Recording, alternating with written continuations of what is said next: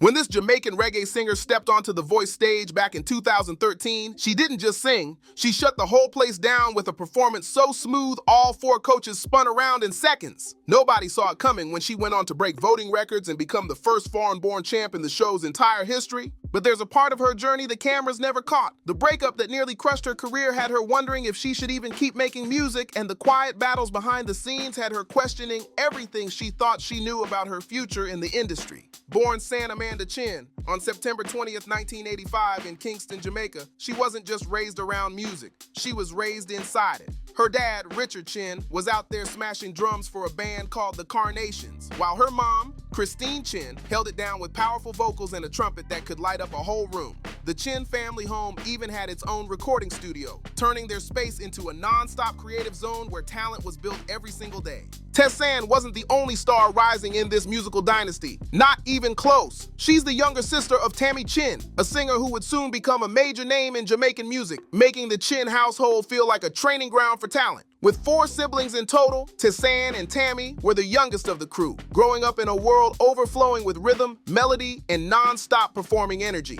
But here's the unexpected twist that shaped their whole lifestyle. The family was Seventh-day Adventist, and they followed the Sabbath with serious discipline.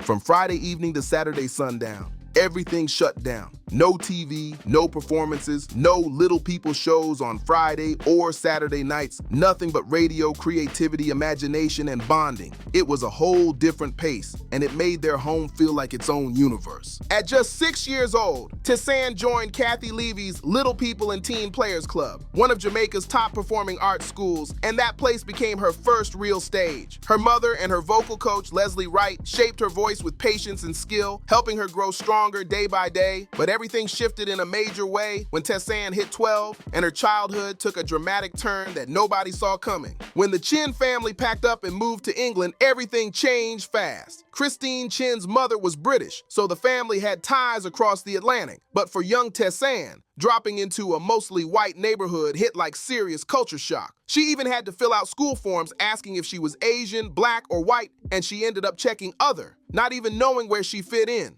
But that experience didn't crush her. It sharpened her identity and made her cling to her Jamaican roots with even more pride. She started pouring her emotions into songwriting, using music to deal with all the confusion and the sudden shift in her world. Living in England did expand her ear, opening her up to all kinds of new sounds and styles, but deep down, Jamaica was still the rhythm in her chest. So when Tessanne finally returned home, she jumped straight back into the scene by joining the reggae rock band Mile High. Before long, she was tearing up stages at Jazz Fest, Rock Fest, and RETV, proving she wasn't just back, she was leveling up. She spent 3 years on the road as a backup singer for reggae legend Jimmy Cliff, and that gig had her stepping onto stages with some of the biggest names in music. She was opening for icons like Patti LaBelle, Peabo Bryson, and Gladys Knight, gaining experience that most artists only dream about. Then in 2006, Tessanne dropped her debut single, Hideaway, and everything changed in an instant. The track blew up so fast that Caribbean radio had it on non-stop rotation, and soon New York stations jumped on it too. VP Records even featured it on Reggae Gold 2007, giving the song an even bigger push. Hideaway racked up over 15,000 downloads, and just like that, Tessanne Chin wasn't known as just a backup singer anymore. She was stepping into her own spotlight with serious momentum. She kept the fire going with Black Books in 2007, followed by Messenger and Broken Melody in 2008, proving she wasn't a one-hit wonder, but an artist ready to carve out her own lane with confidence and style. On December 6, 2010, Tessanne dropped her independent debut album, In Between Words, produced by Rudy Valentino and Paul Groove Galore Castic, and the project showed just how powerful her artistry really was. The music was polished, emotional, and full of energy, but there was something happening behind the scenes that fans had no idea about.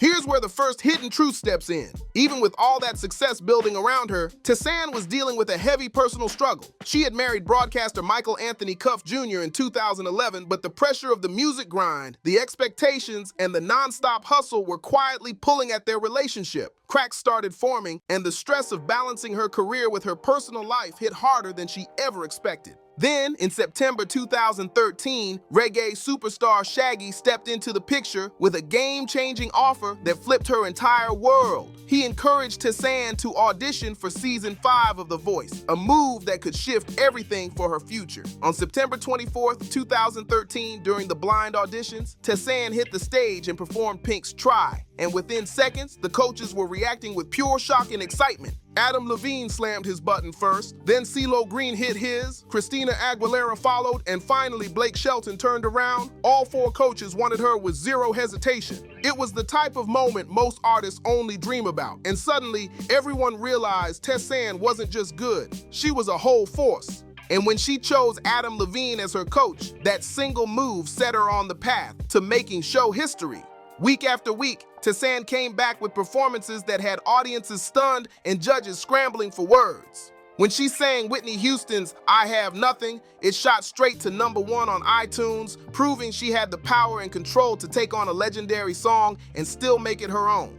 Then she came back with Simon and Garfunkel's Bridge Over Troubled Water, and that one also hit #1, making her the first contestant that season to land 2 chart toppers during the voting windows. Then came December 10th, 2013, the night everything changed. During the finale results show, host Carson Daly dropped the announcement that sent waves of excitement through Jamaica and the entire diaspora. He said, "The winner of The Voice is Tessanne Chin. Jamaica is celebrating with the United States tonight." That moment sealed her place in history, and she walked away with the highest number of votes ever recorded on The Voice up to that time. She took the crown over 16-year-old runner-up Jackie Lee and third-place finalist Will Champlin, locking in a win that felt unstoppable. Tessanne became the 3rd woman in a row to win the show, Adam Levine's 2nd winner, and the very first, and still the only, foreign-born contestant to ever take home the Voice USA title. Right after her victory, Tessanne dropped Tumbling Down, a track written just for the winner by Ryan Tedder of One Republic, and it instantly became her first official U.S. single. The momentum was wild, but everyone knows winning The Voice is just one part of the journey. What comes next is where the real test begins. On January 1st, 2014, she performed at the Rose Parade on the first ever Voice Float, kicking off the new year with huge energy. Then, on January 12th, 2014, she headlined Tessanne's Homecoming in downtown Kingston, a massive free concert that shut down the city in celebration. She was honored with the gold medal of the city of Kingston, and the stage was packed with Jamaican heavyweights like Shaggy, Wayne Marshall, and assassin Agent Sasco, all showing love for her incredible win.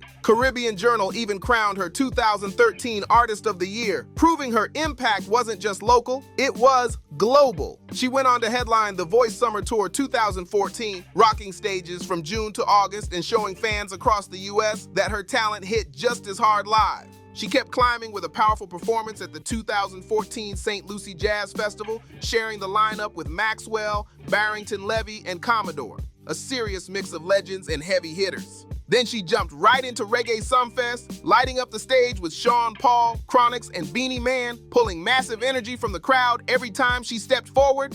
On July 1st, 2014, Tessanne dropped her major label debut album, Count on My Love, under Republic Records, and it made noise instantly. The album hit #1 on the Billboard Reggae Albums chart, proving she wasn't just a TV champion, she was a real artist with chart power. Then on April 26, 2015, she brought her voice to the 42nd Daytime Emmy Awards, performing What I Did for Love with emotion that had the whole audience locked in.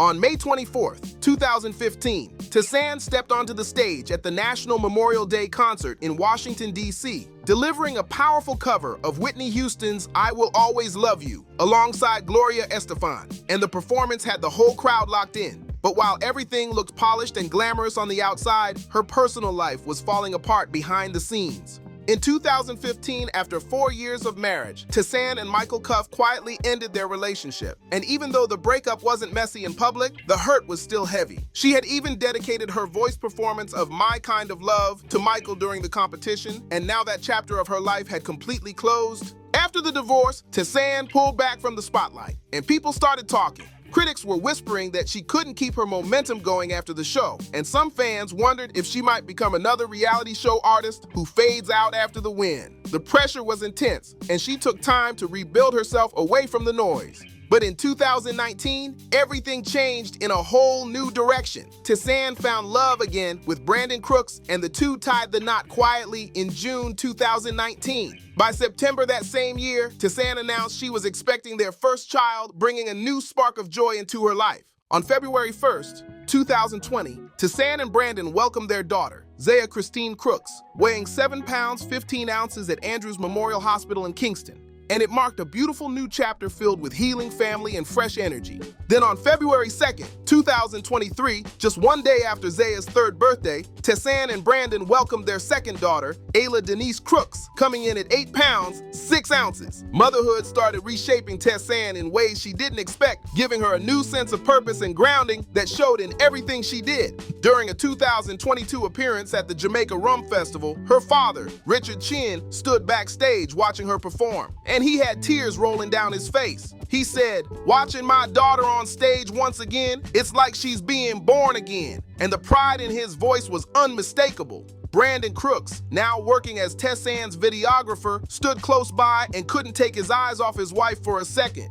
"My heart melts," he whispered, completely locked in on her. By October 2024, Tessanne announced she was deep into creating her 3rd studio album with Natural High Music, and fans instantly started buzzing. She told the Jamaica Observer, "I want to get back in that mode. I want to get creative again, and that's a blessing for me. If I'm being honest, I haven't felt that way in a long time, so I'm just having fun," showing just how refreshed she felt stepping back into her artistic zone. On December 3rd, 2024, Tessanne dropped a Christmas single titled "Christmas is Better With You," bringing warm, joyful energy to the holiday season. Then, on December 15th, 2024, she staged her 2nd annual Christmas production, Our Christmas Wish, at Jamaica College, featuring a lineup of other talented performers and proving she was fully stepping back into her creative spotlight with passion and confidence. Tessanne also hit the stage with Boyz II Men and Lila Ike for the live and direct series, and the whole performance had the crowd lit with excitement.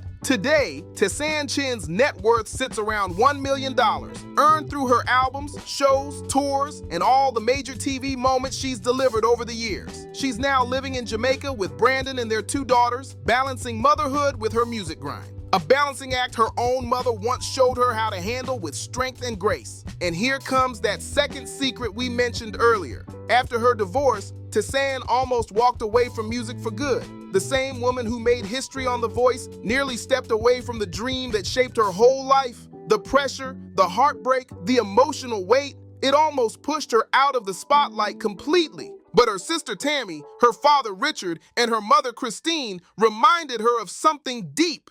Tessanne Chin isn't just the first foreign-born winner of The Voice. She's a woman who fought through personal storms, rebuilt her spirit, found real love again, became a mother twice, and came back to music on her own terms. She's no longer creating for record label deadlines or critics' expectations. She's creating because she finally reconnected with the feeling she had when she first fell in love with singing at just 6 years old. Her journey, from that tiny Little People stage in Kingston to taking the crown on The Voice to building a new family and a new chapter, isn't just a success story. It's a story about resilience, loyalty, growth, and the kind of love that lifts you back up even when life shakes you. If you enjoyed this story, make sure to like, subscribe, share, and drop a comment to keep the conversation going.